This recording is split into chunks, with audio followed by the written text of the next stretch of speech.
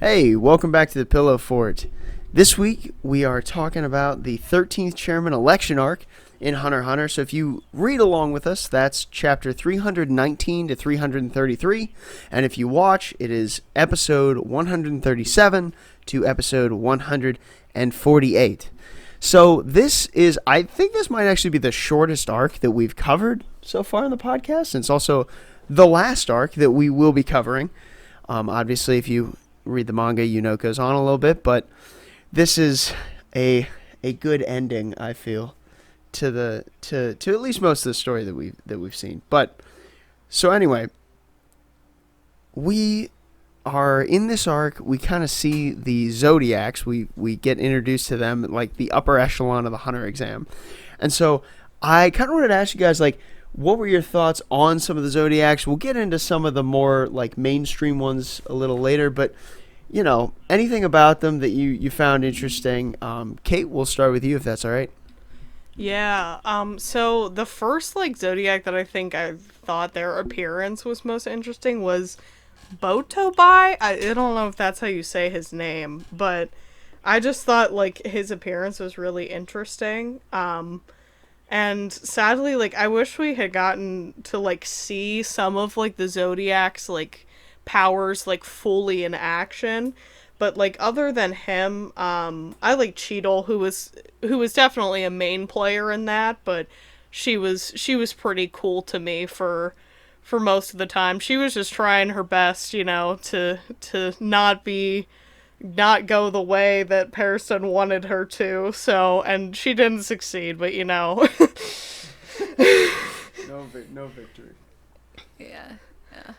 Cheadle, I definitely resonated with her. I really liked that Zodiac in particular. The rest didn't really stand out to me. What I did love though is their bro vibe with Netero, to the level that they were not only are you going to give us these nicknames, we're just going to live our lives to this aesthetic. And they all go hard to be the nickname he gives them, except for, Jang and Periston. They're like, nah. But everyone else is like, yeah, we'll be this cool aesthetic. Why not? And I'm like, that's pretty cool. I like that. Yeah, Cliff, you got any Zodiac thoughts? Anything you want to throw out after rewatching or reading, right? You're reading, right? Yeah. Yeah, they're all cool. Kind of the same, echoing. Yeah, I like them. I like the dragon one. I like the bunny one. Dog one's good. Yeah, they're all good. Yeah, I'm partial to the cow one. I got a big cow fan. It's more recent love of mine, but I like it. And he's also, I don't think I'm wrong, but I think he's a crime hunter. Yeah. Which I'm like, are you a cow cop? I don't know how to. They're supposed to be pigs. Yeah. I don't know how to feel about it. I don't really know, what does crime hunter mean in this society? Is Kurapika? No, Kurapika's a blacklist hunter, right? Am I right about that? Yeah. Okay, yeah. That's different than a crime hunter? Mm. I'm not entirely clear on what the cowman does, but I enjoy him being a cowman. So, big plus to the cowman, who I don't remember his name. I know it starts with an MIA, but I don't know anything else. But yeah, I wish that we got to see their net abilities too, because I think that they, especially if they're the upper echelon, you'd think that they had, at least some of them probably are really strong, as the upper echelon of the Hunter Association. So it would have been cool, but either way, we got to see him. And so that brings us to, we will focus a little more on specifically Periston. So the whole election is going on, and Periston stands out among the Zodiacs because he was the vice chairman. What are your thoughts on Periston? How did you feel about him during the election and all the things that he did by the end? So yeah, Shania, what did you feel about Periston? I did not really like him. He gave me those skeezy vibes the whole time. Because I was like, you're not necessarily doing anything wrong, but you've got that face that I can't trust. You were literally the rat in the Zodiac here. And he had those bad guy vibes where he seemed chill. And I was waiting for some big bad reveal that didn't really come. I mean, he was clever, he was schemy, but I was just like, no, not you. Just go finish your rat aesthetic somewhere else. He really gave me that true politician, like, kind of skeezy vibe, Yeah. which I think they really pinned that down well. Like, I'm like, wow, I really feel like he is a politician. Like, I get this. This definitely kind of, like, skeezy. Things are definitely going on, like, underground-ish. And even, I can't remember who, but somebody said, like, it seems like he has underground ties. And, like, but just nobody knows anything about it specifically. But yeah, I thought he was pretty interesting. Yeah, but definitely a politician for sure. Yeah, no, I mean, I definitely think that he's got, like, super politician vibes. I like the feeling that, like, I felt like most of the time, like, why does the majority of the association vote for him? Like, he seems like a conniving guy, and then I'm like, well, because he probably doesn't seem like a conniving guy to everyone who doesn't see him 24/7. But I like that. Yeah, Cliff, any Periston thoughts? Oh, I love him. I think he's a freak. I think he's very strange. I like watching him mess with people. I do like the politician. I like that we really never know what he's thinking. I'm very curious about this character. Like, he's one of the characters I'm the most curious about, like, in all of Hunter x Hunter. I really like how he was handled this arc, and I like everything he did. Yeah, I almost feel like I ended this arc with the question of, like, what are you after? Yeah. Why are you here? And I just ahead. think that, like, it's interesting because they kept talking about how, like, he had, like, the true spirit of, like, Netero, of, like, he's just gonna do what he wants and have fun, right? But then, like, he has this really creepy, like, very skeezy, like, undertone thing that's going on that's very different from Netero. And, like, it makes me more uncomfortable about what he wants to do to have fun. Yeah, I really like, I wanted to bring this up, but I really like the but we see, like, the little flashback with Beans of, like, Netero picking him as his vice chairman, and Netero's like, I want someone that I just don't get along with, because it's more fun that way. And, like, that's why Periston's the vice chairman. And I'm like, for somebody who says, I want to carry on the chairman's will, and, like, Kate, I think you're right, like, he is kind of doing that, but, like, they're just super different people. Is there anything, so, like, obviously the election was kind of a big part about this, but was there any interesting parts of the election, anything that, like, stood out for you with the, the process or anything like that? If not, that's fine, we can move on, but yeah, did anybody have anything like that? I just want to get an honorary mention to Bean, because I think he was the real Yeah. MVP of this election. He's always counting the votes, He's always... He's doing the work nobody else is willing to do, He's you doing know? the He's on the grunt ground work. floor. Little Bean He's on the ground doing the floor. work. Yeah. Yeah. But other than Bean, I thought it was interesting how they decided on the election. I'm like, wow, that leaves it, like, super up to chance, but I guess it actually wasn't up to chance, I mean, from the start. No. But, like, I thought that was an interesting way, just that they decided to, like, choose how the election would be done, Yeah. I just think it's super, like, it's an interesting concept to have, like they open it up so, like, any hunter could get there, and, like, obviously we see Leorio get further than probably he should get, but like, I thought it was interesting, like, you could vote for anybody, you just had to vote, like, and they started to, like, penalize you if you didn't vote. But I'm really into politics, so, like, it wasn't, like, super deep politically, but, like, there was enough there that I was like, this is kind of interesting how like they, like, Cheadle and the cow detective were doing like how they were, like, in their heads trying to plan out, like, what to say so that Periston would lose and all that stuff. So I thought it was interesting, and I like that, like, I feel like Jing more than any of them, like, actually carries on Netero's will. Like if he's just like he set up the rules, he like cheated with Beans to set up the rules. Bing, whatever. It's their fusion. Bing. Yeah, but he like cheated to set up the rules.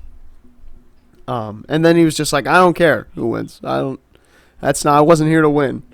Just wanted these rules to be in place. But yeah, I thought the election was interesting.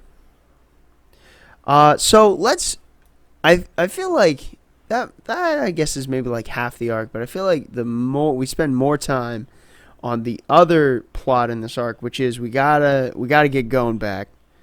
And to do that, Killua is going to get his little sister.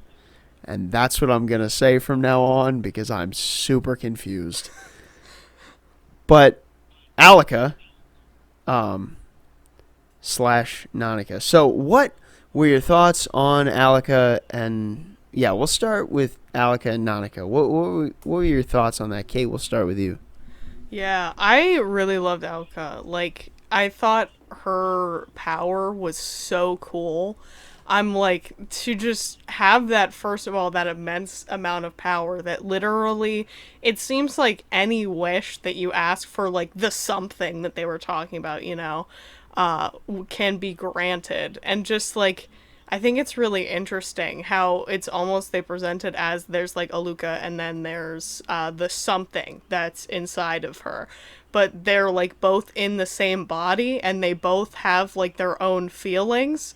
But, like, across the board, they both, like, love Killua, which is great. But I just think that she's super cool. Her powers are just awesome. Yeah. When we first pulled her out, though, and I saw that, like, black eyes thing, I was like, no, Kill, I'm with your family on this one. We need to keep that in a box.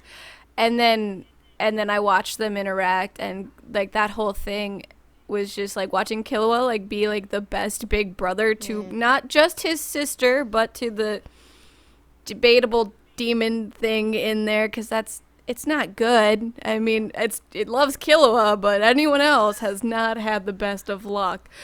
So I'm like, that's actually sweet. No, I am also fond of something now. So that was cool. I liked the power. I liked how Killua was. And I like how he tried to get rid of it. And then Alka was like, no. You gonna be chill with me? You gonna be chill with her? And that's how this is. And Killua's like, oh, all right, my bad. And I don't know. I like that. I liked all the vibes.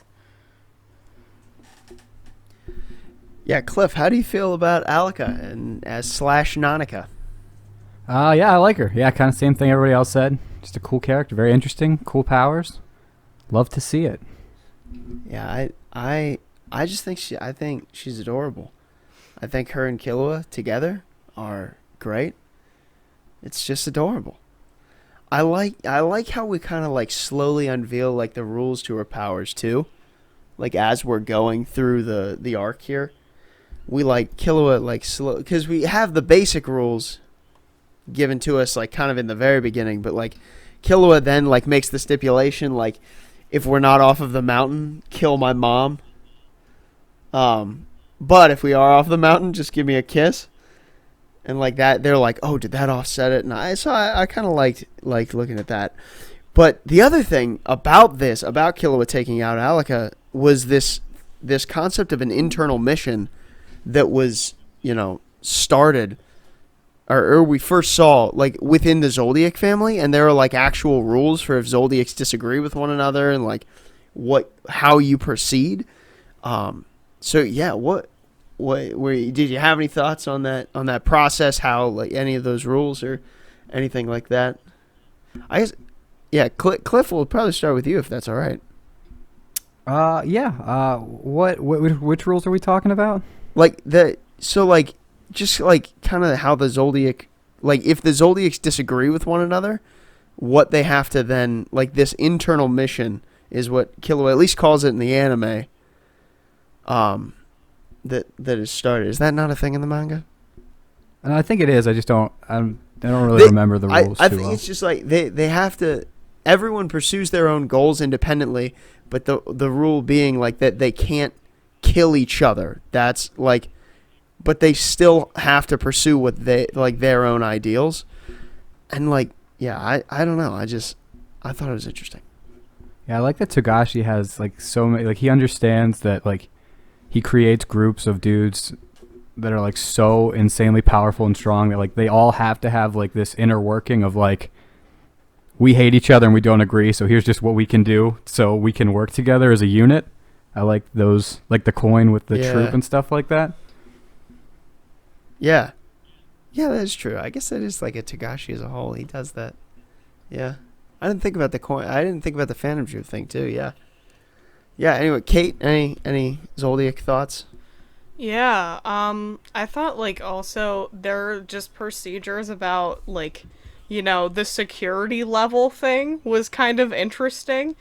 Just that, like, at that point, Killua, I guess, had stolen something that they considered, like, their property or whatever. And that, Right. like, he goes under this, like, these different levels of, like, lockdowns. I just think that that's kind of interesting, too, how they have that in place. The amount of doors that you have to open to get to Aluka is hilarious. That is really... Did it feel insane. like so many doors? Like I was sitting there like I was like at 3 and I was like, okay, this is well more than enough, right? We didn't need more than 3. I'm sitting there like you remember, I don't know if any of you Cliff, I know you played this. Kate, I know you at least watched it, but like in Sonic Adventure 2 where Eggman is like infiltrating the base, and it's just door after door after door. And I'm like, there's no reason for this. There's zero reason for you to protect anything that hard. If one door didn't work, none of them are going to work. It's so funny, too, because it's, like, all of these security doors, and then, like, you open the last one, and it's, like, this tiny little girl in a room full of, like, plush toys and, like, colorful things. Yeah, so that was quite the reveal. For the intermission, that just reminded me, like, the quick thing of, like, the last wish given was to the other brother wishing for a computer, and I like that triggers the father's bloodlust, because he's like, it was a big deal, that was so stupid. But anyway, the mission part of it, it's interesting how they go about that, where they're just like, we'll do whatever it takes. It definitely cemented for me that the Lumi is just the worst human to exist in this whole series, and he can just, no. I didn't like him, and this little internal mission changed my whole scope on Hisoka. He dropped down so far, he came for Goto, and I was like, nope, that is the line I did not know I had. And yeah, so Hisoka's not even close to top 2. He's right down there with the Lumi. So yeah, that's what happened with the Zoldyck internal mission for me. I don't know, Shania, though, because Hisoka was, like, seemed like he was helping Killua a little bit along the way. Like, because he had the conflict of, like, you know, do I let him do this and save Gome so that he can become ripe or whatever?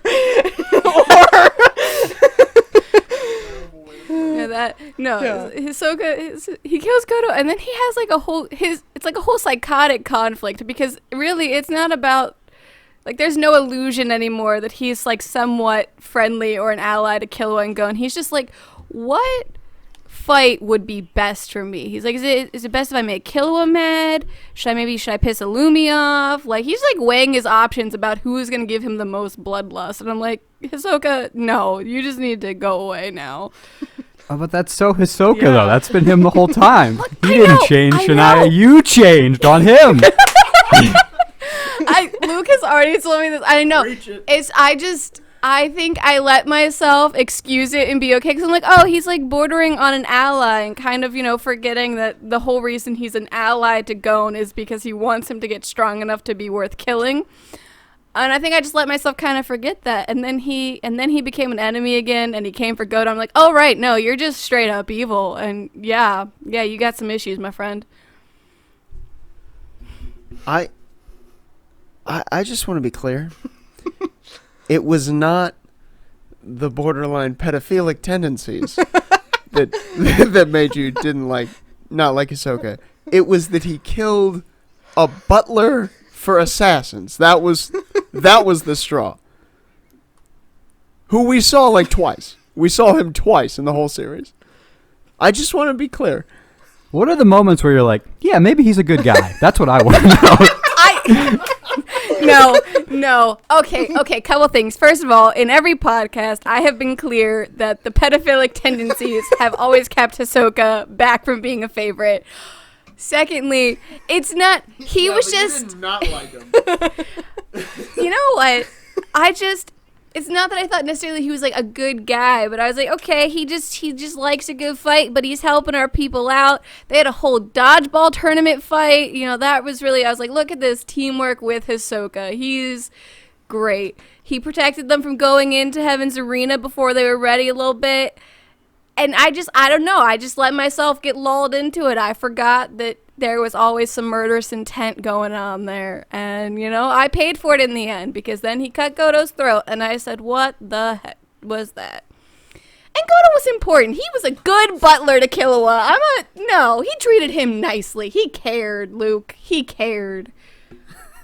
Why are you coming for me specifically about this? I just said that you cared more about the butler than the pedophilic tendencies. He was a good butler. Okay. That was hard to find. I suppose. Okay, so I just didn't know you had such a strong connection to Goto. I didn't either. All right, Yeah. so Hisoka's officially out. Pedophilic clown. We can mark him off the list. So, yeah, we can officially put that to rest. Not the favorite, not the pedophilic clown. So yeah, that was enlightening. I did like with Hisoka, there was one moment where him and Illumi are like talking, and like he's like, maybe I'll just kill Killua, and Illumi like gets like crazy like dark hair, like murderous intent, and Hisoka gives him that face that's like super cartoony, and he's like, aww. One of my like favorite things just about Hunter x Hunter in general is like the cartoony faces that like the characters get, and it's always like usually after they made somebody like really strong just pissed off. Yeah, it's always like a serious moment for like the other person involved. It's really good. It reminds me of like the other Hisoka moment. I like remember like when Grolo was like, I don't have Nen. And Hisoka just became like a manga character like for a minute in the anime. Oh, that's so good. It was really funny. Yeah. So anyway, that was good.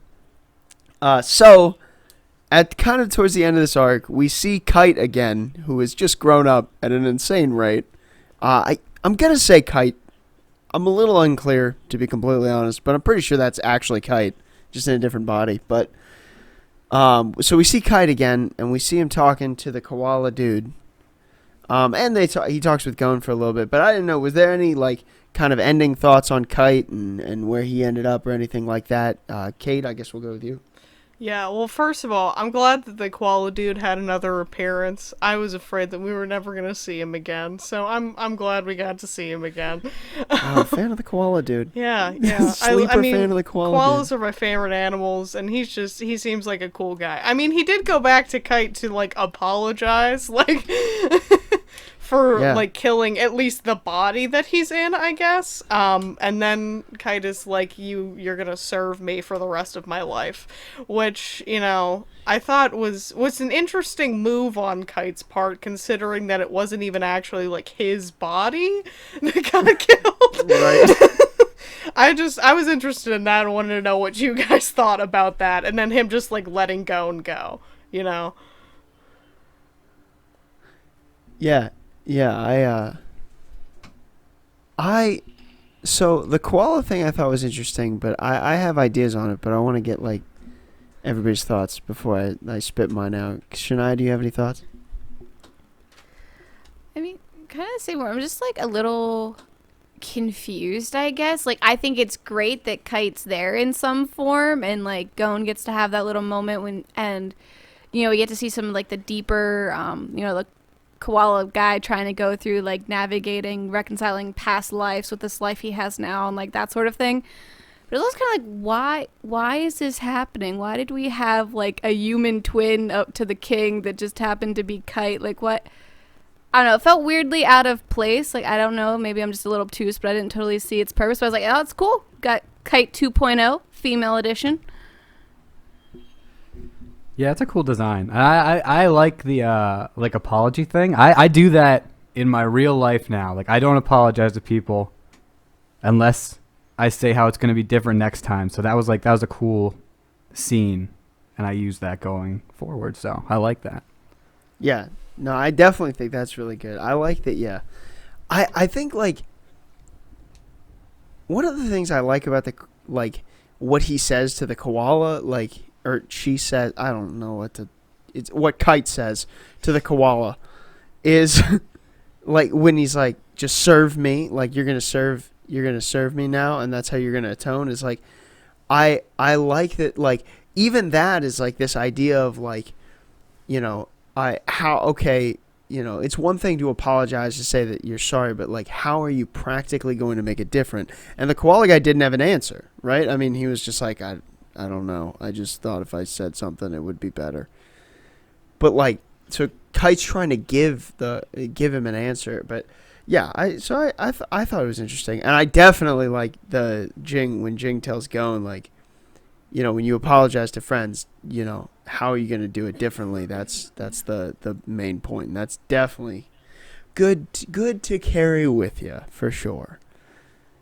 But yeah, so let's talk a little bit about.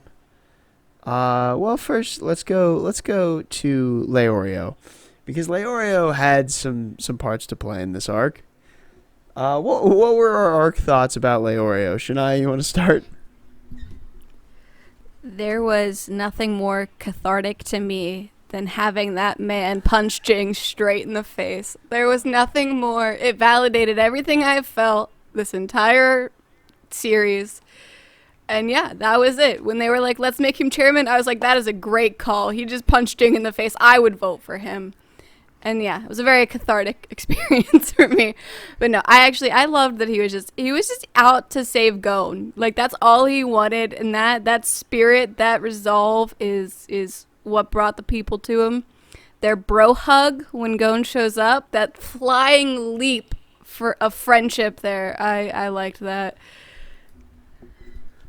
Yeah, definitely much respect for the Jing punch, for sure. It also made me want to, like, know more about, like, what exactly is the Nen ability that he developed. Because, like, we see this thing where, like, it looks like he makes a portal, and then, like, just transfers his fist. Like, that's, like, looks super cool to me, and I would love to know more about that, but obviously we don't get much more about it, at least for now, but, yeah. I'm pretty sure, and Cliff, you can correct me if I'm wrong, but I'm pretty sure that Leorio doesn't know what he's doing when he does that, right? I don't know. I don't know. Okay. Never mind. Maybe I don't know that. I don't know. But yeah, it was cool. Also, the airtime that Gon gets on his way to hug Leorio is just something about that hits me right. I'm just like, oh my gosh, dude. That was like one of the only, like, happy cries I've ever had, like, watching a show ever. That was so good. Yeah. It's really good. It was really good. Really, though, that's a big moment then. Yeah. And on the punch, I want to give a shout out. Yeah. I want to give a shout out to Shania, because Leorio is an emulator, and you called this on the second podcast that would be his Nen type. Thank you. Thank you very much. We've been waiting for weeks to say that. We've been waiting a long time to say that. Yeah. But I can't believe you called it.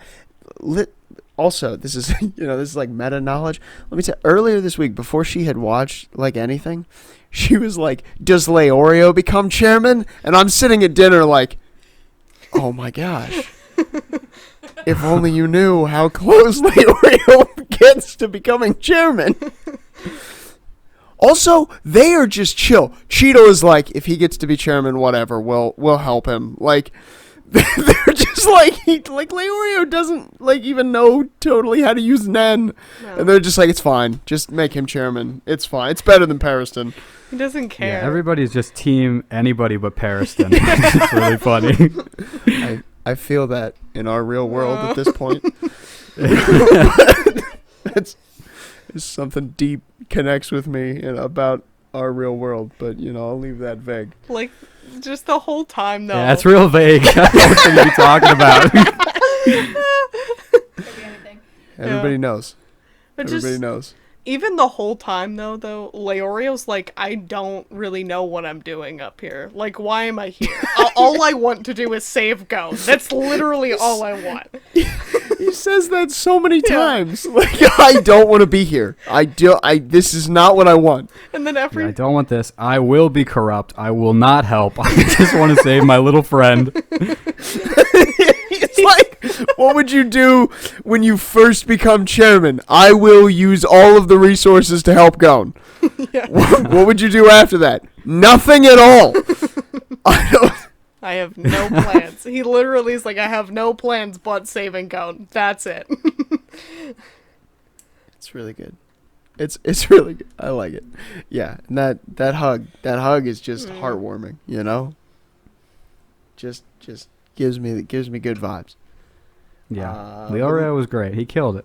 Oh yeah. Also, his little throwaway line about like jerking off, like in the middle of Yeah. his presidential speech, is pretty That good. was so good. And then he's like, at the end of his speech, he's like, I probably shouldn't have said that part about that. That's my bad. He truly approached the stand with the I'm just gonna say what I want mentality, and boy did he deliver, Yeah, he really did. He left it all out there on the table, to not be chairman. He left it all out on the table so that they wouldn't make him chairman. Yeah. Yeah. It was really good. Yeah, I liked Leorio. But, so, speaking of Gon, he's back. He's alive and healed up. Thank you, Nanika, I'm going to say. I think that is something's name, if you're confused about that, because the anime subtitles just kept calling it something, and so I would hear Killua say Nanika, because that's how I think I read it first, and that must be why I know that. Anyway, whatever. But Gon's healed, and so we get some more Gon and Killua interaction at the end, and obviously, they part ways at the end. How are we feeling about the final Gon and Killua departing? We'll start with you, Kate. I feel like if they had to depart in any way, that this is definitely the way that I would want it to go, Like, they're just saying goodbye to each other, like, having a good last hurrah. Killua explains, stuff about his little sister, and, like, he's, like, I think it's good because Killua's, like, has kind of his own purpose now that's outside of Gon, which, I mean, it's good to have the goal of just wanting Gon to be your friend, but also now it seems like he has, like, another mission that could, like, fulfill him in some way. So, yeah. Yeah. Their end, like, that gave me, like, a good kind of sad, because I was like, I want you guys to just keep being bros on adventures, doing your stuff, but you've got your separate things now, and that's cool, I guess, because you're still bros. But I did like Killua going off to be, like, big brother kind of show Alika the world and take care of her, and then whatever Gon goes off to do, like, it's not super clear what he'll be doing, but I'm like, okay, you guys have your own things now. You can still be friends. But I'm, like, sad that they're not together a little bit. Yeah, Cliff, any Gon and Killua departure thoughts? Yeah, it's just what everybody else said. It's good. It's not like goodbye. It's like see you later, which is just what we all want. Can I just say, there are like two moments in this, in that little exchange that I'm like, that I feel are like so real. And maybe, I don't know if you guys thought this, but there's a moment where they're in like that alleyway, and because Killua was like explaining to Gon about Nanika and Alika and how he's healed. And like, there's this moment where I forget which one of them, but one of them says to the other, like, if we stay here, and then the other one says, yep. And like, I was like, oh, they're gonna get upset. They're gonna start crying because they know they gotta go. And I was like, that's real. And then they were like, bye, and they were super happy until they turned around, and then both of them looked a little sad. And I'm like, oh, these are real things. and they hurt. They hurt. But yeah. But I agree with Kate, though. I think that you're right. I think that if they have to kind of split up for a little bit, this is a good time. I really like... I think it shows, like, how much Killua has grown. You know? Especially, like, he almost, like, made fun of Gon for like, doing the Pito thing. I don't... Like, because we brought the cat face back at the very end when he's like, you should feel the worst about this. And like Alec is like, stop making him feel like that, and Killer like looks at the camera with a cat face. But like, I think it like, I don't know, I think it shows like how much Killua like throughout the series has grown as a character to be like he's he's fine on his own. You know what I mean? Like he's gonna be able to strive for something he wants, which is to protect Alika now. He's got like some healthy boundaries. You know, he's creating good habits. Yeah. But I like that. I like that. And I like that Gon apologized, For all of you who are worried about that, I like that Gon apologized. Whoever that might be. So yeah. So one of the last things about this arc specifically that I want to talk about is Jing. So we've got more Jing in this arc than we've ever got. Really? Have we gotten any Jing at all in past arcs? Anyway, there's that thing where he was like sitting on a thing that was sitting on a thing that was sitting on a thing. It's You're a really good right. shot. We did get that. Oh, we got him talking. We got him when he was like, if he uses a company, send him to Kite, because I don't want to see him. Right. But, yeah, so we got a little bit of Jing, I guess. But we got a lot of Jing in this arc. And he had the whole last episode is pretty much Gon talking with Jing on top of the world tree and stuff. But yeah, what'd you think about Jing? Shania, we'll start with you. I feel like that's a dangerous choice, but we'll start there. I don't like how you come at me like that about my opinions, first of all. Second of all, no. As I said earlier, there was nothing more cathartic than having both Leorio punch him in the face and then the entire Hunter Association just yell at Jing about being a bad dad. I felt so validated and seen by everyone yelling at him. So you guys don't agree with me, but everyone in the Hunter Association does. So I feel like he is a bad dad. Take that. No.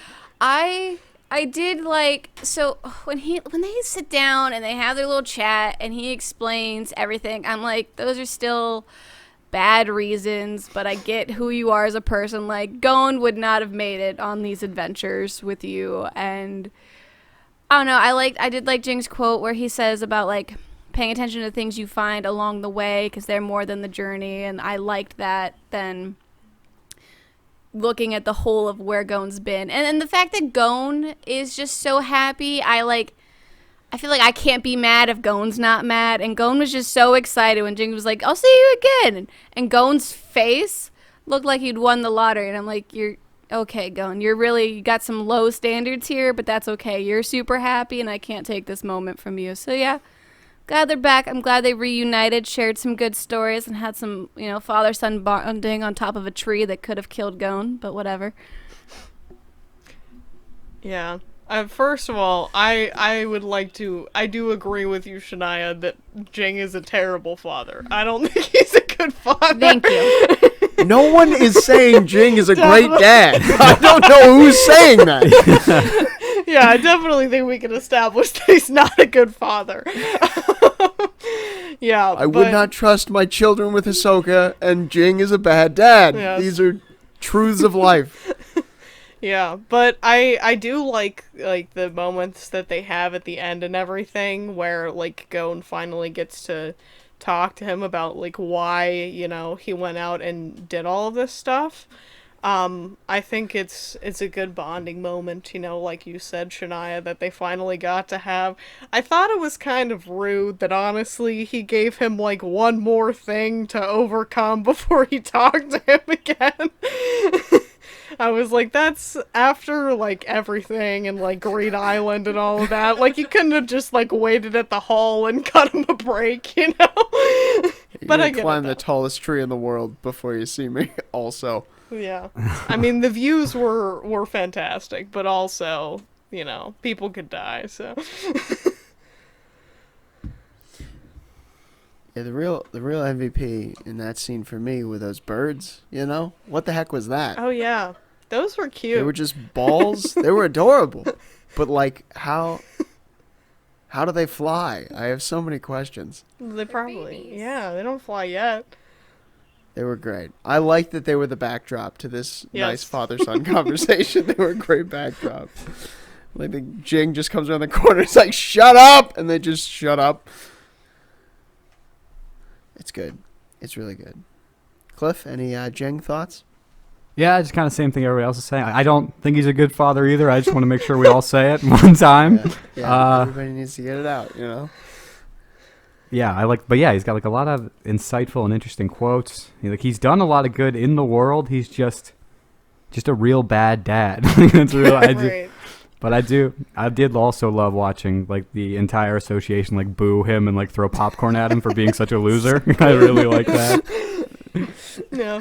And like he knows it too, because when as soon as Gon opens the door, and like the two guys who were in Greed Island are like pointing at him to Gon, like, this is your dad, and Jing is like, oh shoot. Yeah. Like, I like that like the whole story is like Gon trying to find his dad, and he accidentally runs into him at the election hall. Like, it's not like, eventually we get to the world tree, but also I would like to say that the ending quote of the entire anime, at least, essentially is the same meaning as the Hannah Montana movie. It is the climb. That's it. Right there. It's the whole thing. It's the friends you make along the way. Not exactly the Hannah Montana movie, but close enough for me. It's good stuff. It's good stuff. Yeah, but no, I like Jing. I think Cliff, I'm with you in saying like he's like, I feel like he's done like a ton of great things, but he's really, really bad at the dad part. Yeah. I mean, like he's putting in work in every other field of research, but the dad part not so much. Like, Yeah, for every like breakthrough in archaeology he makes, he pays a 10-foot tall serial killer to chuck dodgeballs at his 12-year-old son at 100 miles an hour. Right. Yeah. And that's questionable, at least. It builds character. Apparently he thought so. He put him there. It's like, if my son comes here, kill him. Murder him with a dodgeball. That was really messed up. Anyway. So, yeah, do you have anybody have any arc thoughts? I won't like call anybody, but any last thoughts about this arc that I haven't brought up? I did like with the ending quote and how we brought in this last arc, we just seemed to bring back so many characters that we've seen from the other arcs, and they found like a good reason to do it because we gathered up all the hunters, and so there were like familiar faces that we could just kind of see and like I think remember a little bit, and then when Jing comes at it with the quote, it makes us think of everything that Gon experienced and the people he met and everything and the quest to find him. So I don't know, it's just one of the nice way. I like when shows can like they end with some good callbacks that don't feel like overly like cheesy or nostalgic, but they're still like, these were some good times, some good memories. We got the gourmet hunters from the hunter exam and everything, like just all these people sprinkled through. Honorable mention to when they burst in from the top and Knuckle has the samurai or the ninja guy in the headlock for unknown reasons, just in the background while Gon's having his Leorio moment. I really liked that visually. But yeah, those were my final thoughts. Yeah, really, it's a nice like little bow to wrap up everything that is Hunter x Hunter, that final Jing quote. And Hannah Montana, I guess, as well. I don't really remember that one, but... I'm telling you, stuck with me. The whole song about it. Gotta get on it. Wow. Yeah, man, gotta get in there. Gotta get in Gotta Disney get in. Plus. Check it out. That's what's next. In the on Pillowfort. That's the next podcast. Tune in next time for Hannah Montana. The true story. yeah. I thought it was like, it was cool just how like during this like arc, there were multiple moments where the characters just kept going back to like other like memories and stuff like that from the show. Like, I think that made it like a really good wrap up thing, Yeah.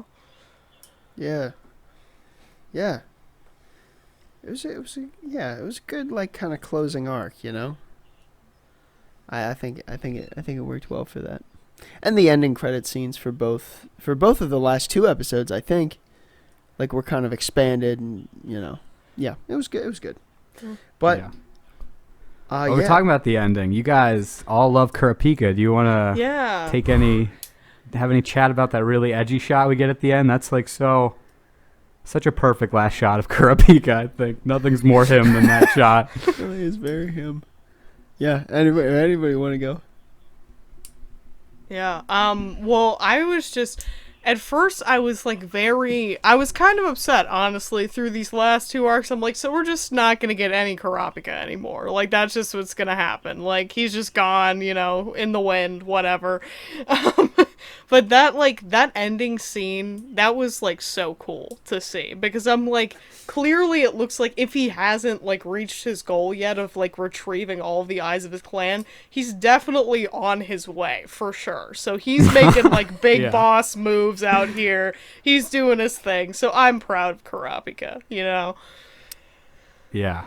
He's definitely on his own climb there. No, I was I was like getting frustrated because like we hadn't seen him, and then I was like, Kurapika, can you just pick up your phone? Like, Leorio has been trying to contact you. What could you possibly be doing? And then, you know, as I'm thinking that, it like pans up to the scarlet eyes, and I was just like, oh, you've been dealing with some stuff, huh, buddy? Because, you know, it's that perfect, you know, angsty shot for him, and I'm like, all right, you've got your own stuff going on. I get that. Maybe makes sense you didn't pick up. Okay, respect. I still think it's super consistent for his character, but I do wonder why he didn't pick up the phone. It was in his hand, vibrating, and he was just sitting in a chair, looking at the eye. Yeah, anyway. Just say no, I can't come. You know what I mean? But I can't make it today or ever. I'm collecting eyeballs. Maybe he was like just staring at the eyes and kind of being traumatized by the fact that he has all of these eyes. That's got to be true. So he's like, I don't think I want to pick up the phone to Leorio right now. Gosh. It's definitely the wrong guy to have a Yeah, it's not gonna go well. You're right. Yeah, no, I mean, he's Leorio, or not Leorio. Kurapika is my second favorite character in the series, so I mean, he's really cool to me. But and that final shot was really cool, and definitely, I think, like I said, is like real it's like it makes sense to me how we got there, but like why everybody's where they are. But yeah, so all things considered, who is everybody's favorite character? Cliff, we'll start with you, because I'm real confused about where you're going to go. Is my favorite character. Very nice. Kate, who you got? Killua. Yep. Shania? Killua. Okay. And mine is still Knuckle, because Knuckle's the greatest, and I love him so much.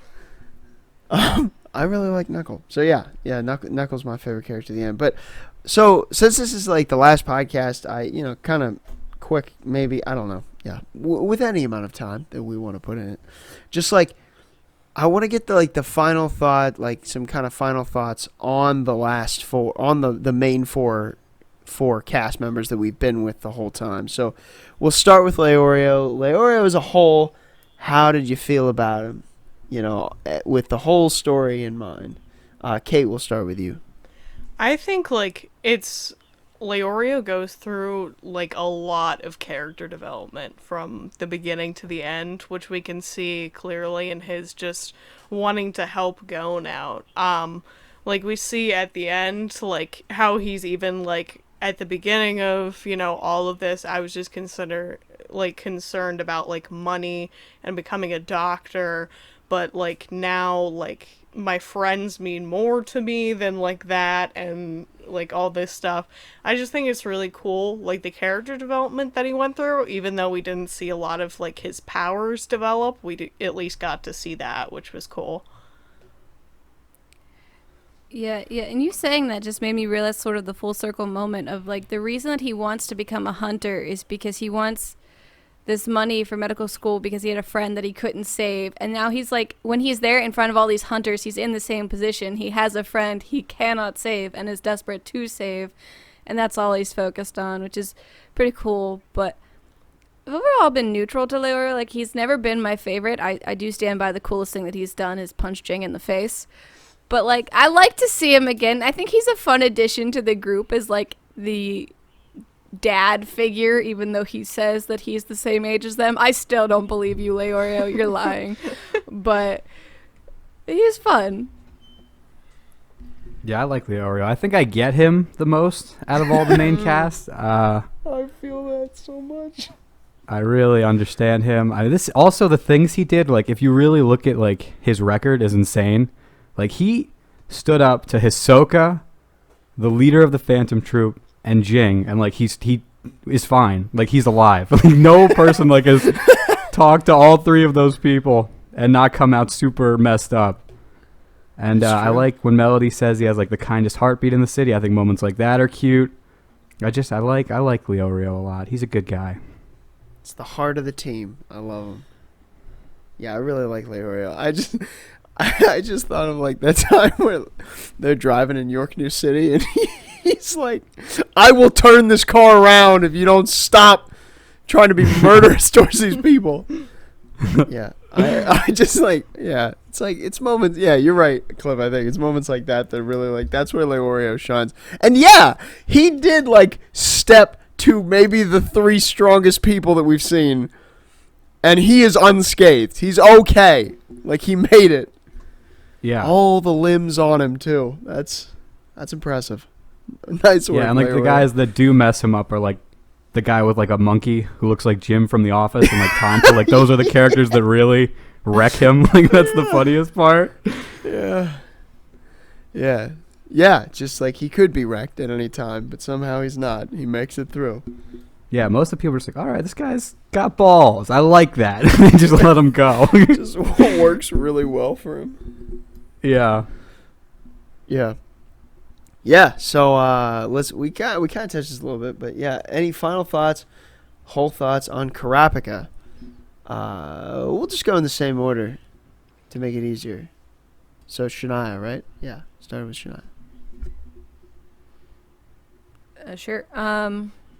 So the Kurapika, I really liked him. I mean, he was my favorite character for a while there, and when he came in, like, I know, I was a little disappointed that he sort of disappeared. Like, he came in, had the arc where he got amazing, developed ridiculous Nen, is just a monster hunting down the Phantom Troop, and, you know, creating a whole side arc for the Phantom Troop as they try to fix Crollo. And then he just sort of disappears. He does all this cool stuff, and then we never hear from him again. We get like a little bit here or there. We get an angsty shot with some scarlet eyes, but then he's just gone. And I'm like, Kurapika, buddy, you had so much potential for cool things. Like, we could have used you with these ants. Where did you go, friend? So I was a little bummed that he fizzled out. But I loved him. I loved him for all the time he was there. Yeah, I really loved Kurapika too. I really wish we did get to see like what was going on kind of in between those parts when we didn't see him, but just like in the York New City arc, just his development in that arc and just everything that he did there was so awesome. So I wish we would have seen more of that.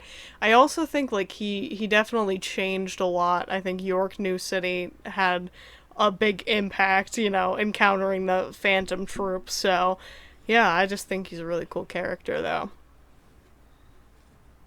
Yeah, I'm kind of the same. Cool, edgy guy. One of like the coolest like first Nen reveals, I think. I like him.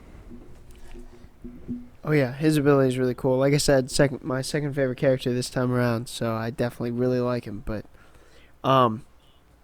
yeah, I mean, I think like his fight with Uvo is one of maybe my favorite fights in the whole show, so that was super cool. Really, his whole interactions with Uvo make me think he's so super cool. But yeah, so Kurapika's amazing. I really like Kurapika. But that brings us to most of everybody but me's favorite character. What are our Killua thoughts? He's fantastic. I love the growth and development that we see. He starts out as this like super overconfident boy who is like just thinks he's above everything and everyone, and then he meets some schmuck in a green jumpsuit who just changes his entire outlook on life. Gon's not really a schmuck. Don't come for me. I'm just kidding. Anyway. But no, he meets Gon, and his entire life trajectory just changes from meeting this one person, and then he becomes someone who, like, cares about people. He goes on such growth. He develops this nen that makes everyone who meets him go, you can make are you okay? Do we need to call someone? Nen's super cool. Overcoming his fears was a great growth moment for him. Protecting his sister. We get to see him as, like, the best friend with a Kalgo. He gets to be a Kalgo's Gon. And then he's the best big brother. And I'm just... Killua went through one of the biggest transformations, and you love to see it. Yeah. 10 out of 10. I love Killua's Nen abilities and stuff like that too, and definitely also, like you were saying, Shania, just like all the different things that like he's changed and he's went through, especially like, I don't know, the moment where he takes out the rod like from his brain is like so like powerful to me, and just like his fight with like Yuppie and everything, where like we really see like the speed of lightning stuff and all that. I just, like, it's so cool. Like, his Nen abilities, they look so awesome, and I just, like, love him just as a character. But, yeah. Yeah, he's a sweet, beautiful little baby boy, and he's the best. I love watching him. I love everything he does. I love when he was a homie at Dodgeball. He's just the ultimate homie to everyone. He's just so full of love. And asks for nothing in return, but just like friendship and good vibes. And he's like one of the best characters ever. I love Killua. He's so cool. He is an amazing character. I definitely think he's one of the, like, he goes through, like, I really like that, like, throughout the story, like, he builds almost confidence in his ability to, like, form normal relationships with people. And, like, you know, we see that mostly through Gon, but I like that. Yeah, he is the ultimate homie. That's super true. So, yeah, that brings us to the MC himself, Gon Freaks. So Gon's fun. I like... Already not very good. No, like, anyone who has listened to me talk about it for any duration of time, like, Gon frustrates me as a main character, because he's like, I like, you know, that he loves Killua, that he's willing to, like, do whatever to go get him back from the Zoldyck family. I like his determination, his passion, you know, his Nen is cool, you know, his willingness to make, like, the final battle with P2 and stuff like that. But it's just all the time with him. I'm like, Gon, if we could just think about things a little bit more, if we could just get some big brain energy going on here, we could have avoided some things that we didn't need to go through. So he's just a character that frustrates me a little bit, because I'm too much like Killua. So I'm reading this as Killua, like, responds to Gon as me responding to Gon, being like, you don't have to be like this. Can we think a little more? But overall, he was cool. I like that he got to meet his dad, and I like that he treasured the journey along the way. So I liked him. He's just not my favorite. It's all about the climb. Nobody's perfect, Shania. Nobody's perfect. that was the other lesson from Anne. Yeah. But I was clutch with these. Yeah, but last arc, I was very upset with Gon, because, I mean, he said some pretty rude things to Killua, but, like, after, you know, him being very sick and stuff like that, I think, like, that kind of helped, like, re-solidify him, like, in my mind, and I do actually like him a lot, because, like, I see just how, like, he connects, like, everyone around him, and I think that that's, like, super awesome. He's able to do that. Like, he kind of brings this brightness with him that I think a lot of spaces sometimes, like, it's helpful to have that, and it's a nice thing to have in spaces where it doesn't usually happen. Yeah, he has like a nice sense of like optimism and joy, which is kind of when characters like that show up in Hunter x Hunter, they really stand out, which is cool. And Gon is he's just so happy and chill until he's not for that one arc. He's really, really not. Yeah. But then he bounces back and he's happy and chill again. And his fights are like super interesting, even if most of the time it's his fault why they're interesting. But they all, to me, just as a person watching a show, it's cool. I love to see it. Yeah, I would agree. I think Gon. I love Gon's fights, and I think you're right. It is mostly because he makes them interesting, by his own clever wit, shall we say? But no, I really like Gon. I think that he is. I kind of like seeing that. Like, obviously, he has that more depressive state in the Chimera arc, but I I don't really think he changes all that much throughout this show. I think he pretty much stays very similar, but as we get to learn more things about him, you start to see because I feel like when we first met him, he was like, I felt like totally positive.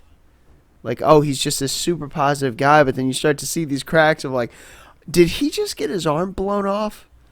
For no reason? There was a plan and okay. Like, you just start to see some, like, personality traits that, like, you wouldn't think of. But, yeah, no, I like Gon a lot. Still, he's great. But, yeah. So, final thoughts on Hunter x Hunter. Now that Kate and Shania are both caught up. We'll start with Kate, but any thought? How did you like Hunter x Hunter as a whole? I really enjoyed this show. I think, like, this was a really good show to break down into the arcs like this, especially. I just, like, I thought it was interesting along the whole way. The way, like, Togashi makes his characters and, like, builds the world around them where, like, everything makes sense, like, as it flows. And just, like, he comes up with such, like, interesting villains and, like, interesting ways for, the characters to overcome the villains. So I just think, honestly, it's just awesome in all respects to me. I really, really like this show. Yeah. Same here. I liked it a lot. I liked where we started out. I liked how it went from being like this really feel good upbeat thing to like not being afraid to like get real and to get a little bit like darker or grittier and like show us different aspects. I like every, villain or bad guy was like interesting. Their motivations were interesting and how it was all set up in the different arcs and subplots throughout. Like there was a lot going on, but it didn't feel messy. Like it all made sense and it all flowed from one thing into the next really well, which I liked because I feel like some people could have like tried to put all that in there and done it clunky, but this wasn't clunky. I liked it. And yeah, all the characters are cool. There wasn't a character I met that I didn't enjoy. Yeah. Cliff, any final Hunter x Hunter thoughts? I mean, you're a same veteran kind of of this thing. game. It's amazing. I would say the manga's really good too. Like if you watch the anime and you want to read the manga, that's really good as well. Or vice versa. They're both really, really good. But yeah, just kind of what everybody else was saying. The characters are awesome. Each arc is like super diverse and interesting, but there's no like major drop in quality at all. It just stays super good the whole time. And Nen is like one of the coolest implementations of a power system in like a shonen series that I've read. So it's just so consistently sick the whole way through, which is crazy for how long he holds it.